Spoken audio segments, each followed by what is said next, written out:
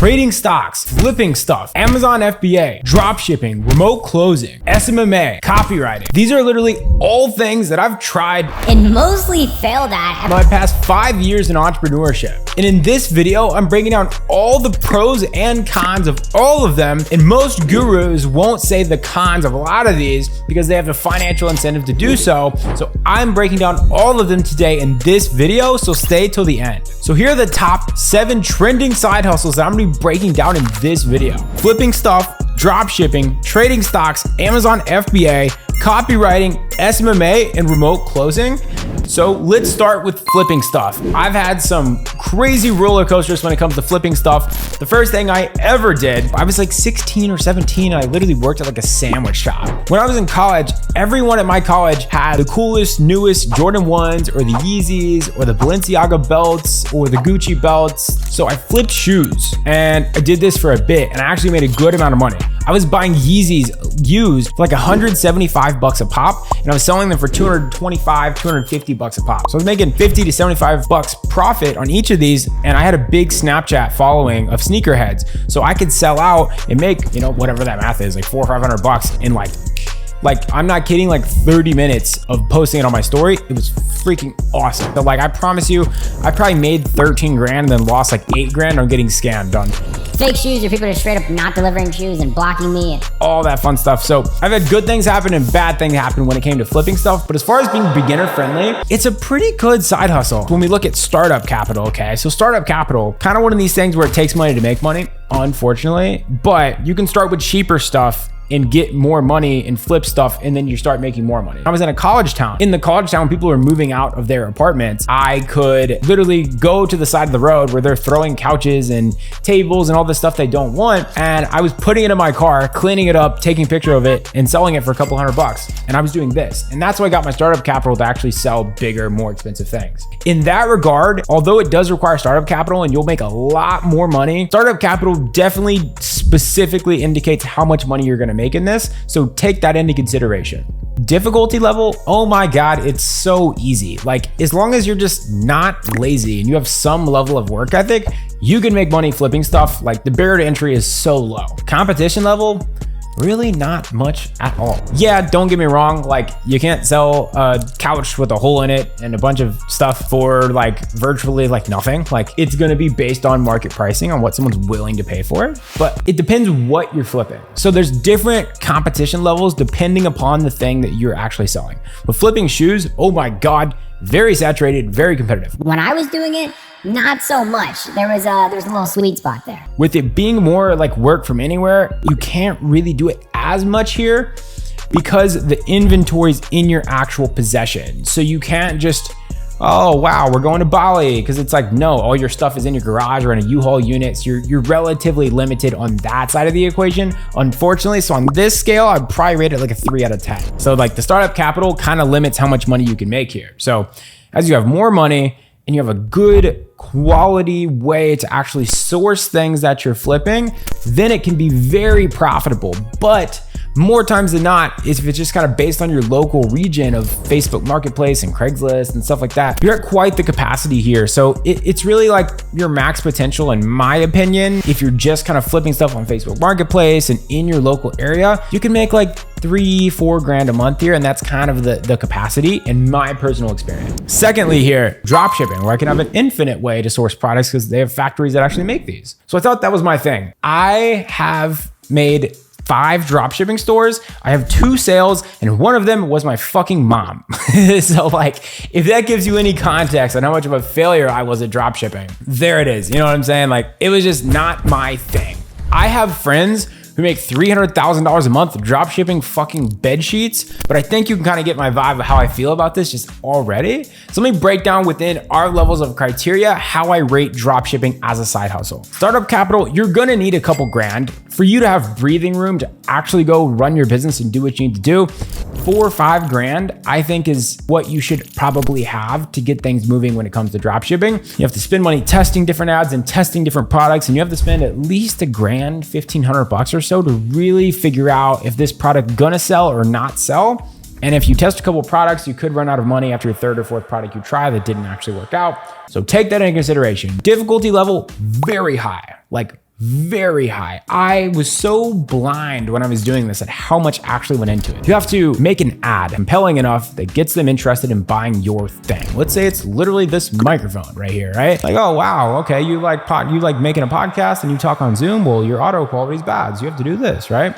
So you have to make an ad compelling enough to be good, and good enough that you're actually profitable when you're paying for these ads and giving your money to Mr. Mark Zuckerberg. And we take it from here, then they actually hit your website. Well, your website has to load fast enough so that they don't get bored and just click off immediately once it takes 10 seconds to do that. And then it has to be a good enough website to be like, this is really scammy. This is a sketchy fucking website. I'm not buying from here. That's an immediate turnoff. So the website has to actually be good. So you have to know UI and UX and know how to actually design a website, which is a whole skill in itself. When you're buying stuff from China, usually it's made pretty chintzy, usually has shitty quality.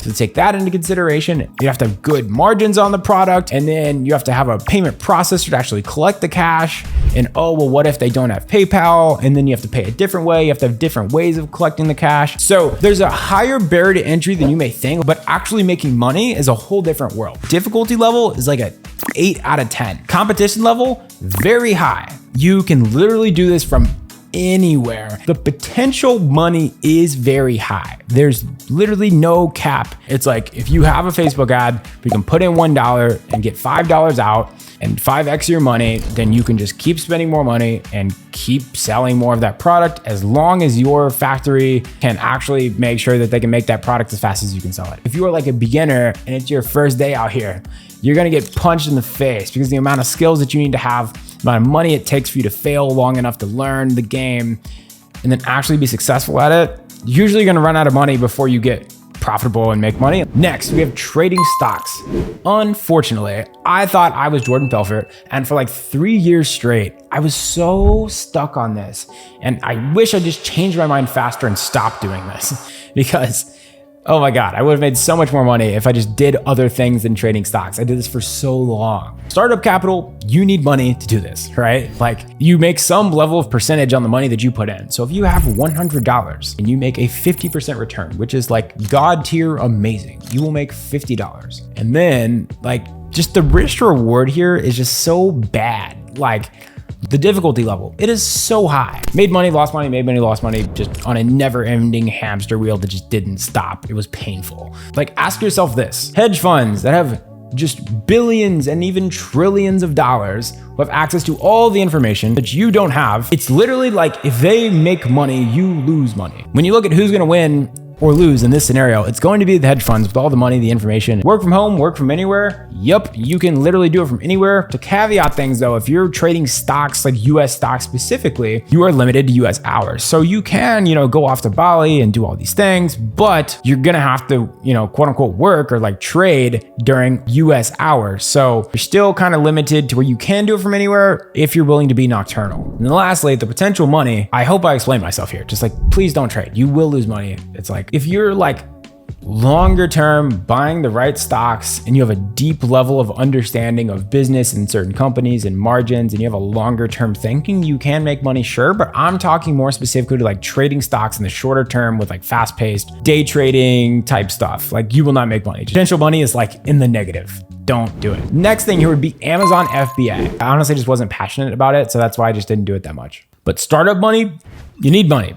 All there is to it. A lot of my friends that are successful at it have really good credit scores and leverage credit to buy the inventory and then they sell it and then they make the profit and then they pay off their credit card. So if you have access to credit or access to a lot of money or like loans or something like that, it can be pretty lucrative, but you're at the capacity of how much money you have to buy inventory and sell the inventory to buy more inventory. And difficulty level, in my personal opinion, it's a lot easier than dropshipping. Everyone shops on Amazon. So many people have Amazon Prime accounts. Like they do the marketing for you and you don't have to build a website. So it is similar to dropshipping as in you're selling a product. You don't have to deal with shipping. You don't have to make a website. You don't have to really do much marketing.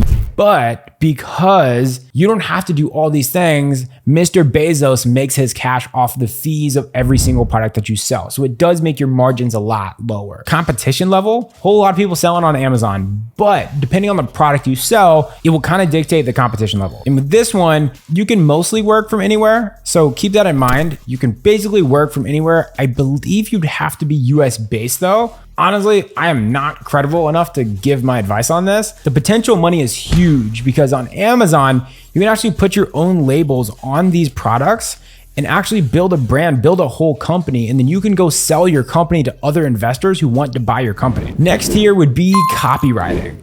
I personally didn't do the hottest in this, mostly because of my personality. I'm not super creative. I wasn't ever the best writer in the world. For those of you who do not know what this is, copywriting is essentially just writing words that sell. Like, let's say you went to a website to get this, and there's that little pop-up that's like, hey, give us your email and then you'll get 10% off. And then you start getting emails from them. You're like, oh my God, there's so many emails. Like, go through your email inbox right now. Those are all copywriters who wrote every single one of those emails. And what you'll learn here is that they're writing this word specifically to get you to buy the product. Business owners will pay top dollar to have copywriters inside their business write words that sell, and it doesn't take that much time to do it. So it's pretty lucrative if you are creative and you have that ability, and it's pretty easy to learn. Startup capital, it's free. Like, if you want to spend some money on learning it, like a course or a coaching program, to be frank, I would recommend it because the quality of skill that you have will dictate how much money you make in copywriting and how much you can charge business owners who will pay for your services. But you absolutely do not have to.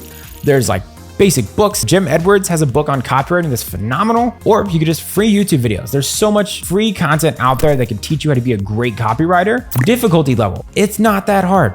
I personally have a copywriter that I have on my team, and I pay a copywriter a good chunk of money to do what they do. And it's really not that hard. I just don't have the time to do it, and he's better than me. So competition level, as more businesses are created, more of them need copywriters. So like, it will never go away. Work from home or work from anywhere, absolutely. You can work from anywhere and do this. I personally have a lot of friends that do this, and similar to like my friend that does dropshipping and sells bed sheets, like same thing. They go everywhere and do everything anywhere. There's a lot of money to be made in copywriting depending on how you charge your clients, which is very, very, very important here, right? The copywriters I know that make the most money charge their clients a percentage of money that they make. So let me explain. If you're charging your clients on your hourly wage, on your time, or on just straight up like, hey, I charge 1K a month or 2K a month. It's not bad, but then you're just kind of limited on your time and not on the quality of your work. And I'm always a big believer on charge for the quality of your work, because that's how you make the most money. Because you will have a limit on the amount of hours you have in a day, and that's what's gonna limit you on copywriting, is because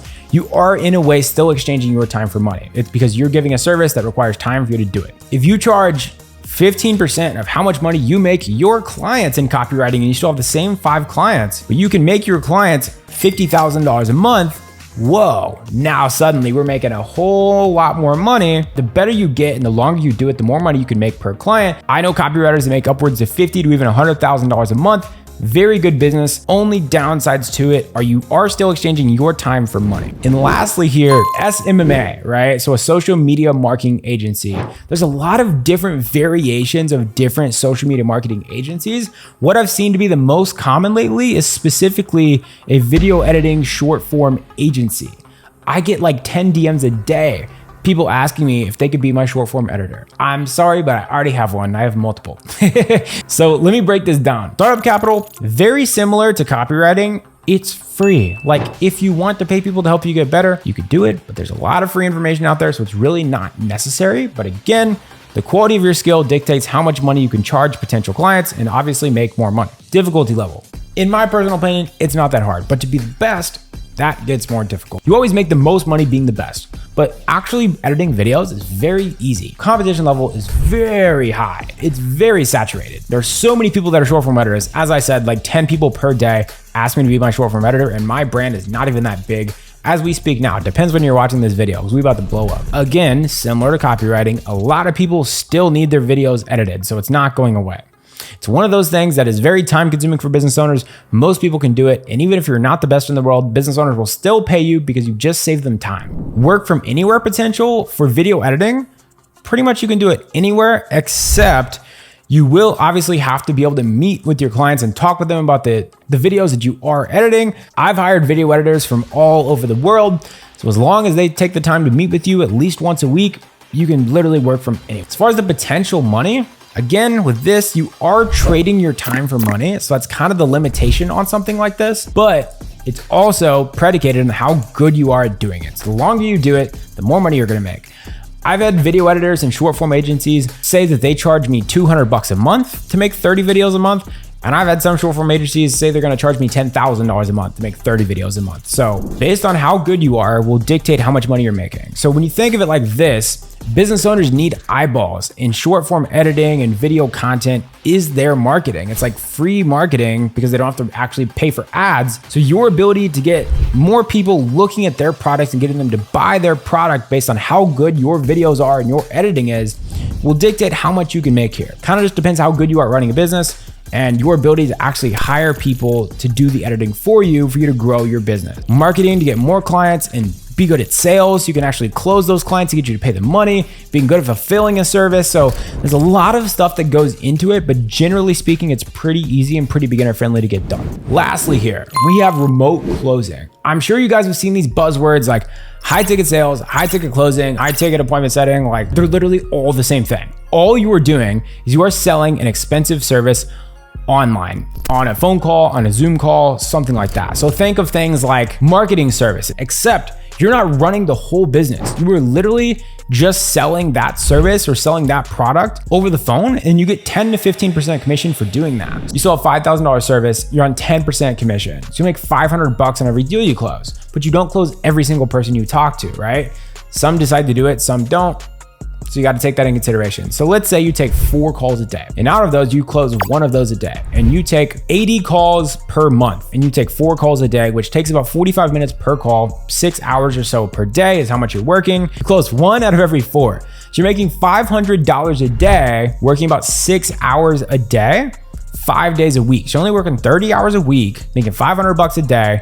You take 80 calls and you close 25% of them, which is 1 in every 4. You're closing 20 deals, making $500 per deal. That's $10K a month. This is something I've personally done. $30,000 a month is about the cap on how much you can make. Of course, I'm a little bit biased with this because this is how I made all my money. I've done $8 million in sales, and I'm a big believer in remote closing, but I want to be honest here and talking about the downsides of it too. Startup money, it's free.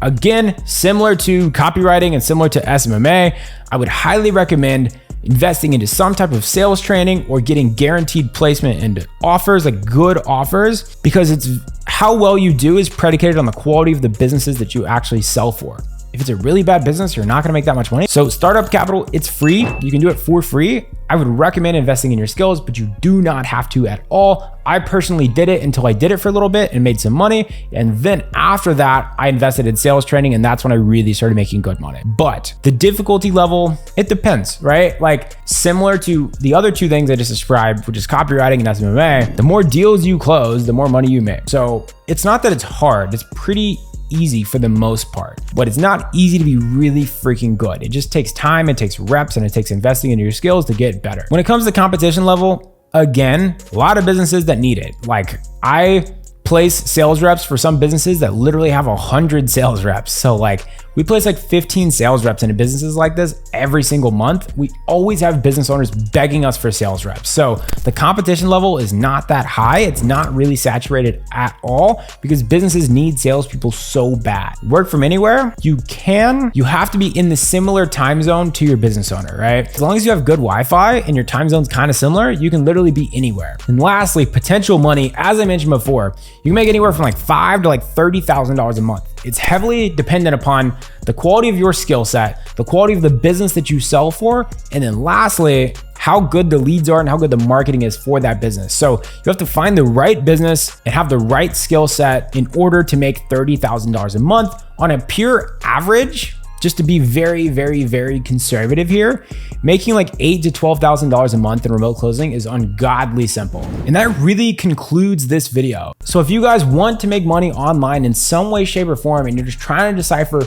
what is the best for yourself, I hope this video gave you some clarity on which business model, on which side hustle is the best decision to take moving forward. And lastly, go take action. Go do one of these things for 2-3 years and don't stop. I promise you the only way that you're gonna fail in doing one of these things is if you stop. So go hard, do not stop, keep learning, keep improving, and I promise you with any of these things, all 7 of these things I mentioned here, you can make $10K a month with ease with any of them. It just comes down to how bad you want it and how long you're gonna do it. And lastly, if you've made it to the end of this video, I commend you and I urge you to subscribe and comment below if you disagree with anything that I say. Comment below and let me know what I was wrong about, or if you think any differently. I'm open to hearing your guys' opinions.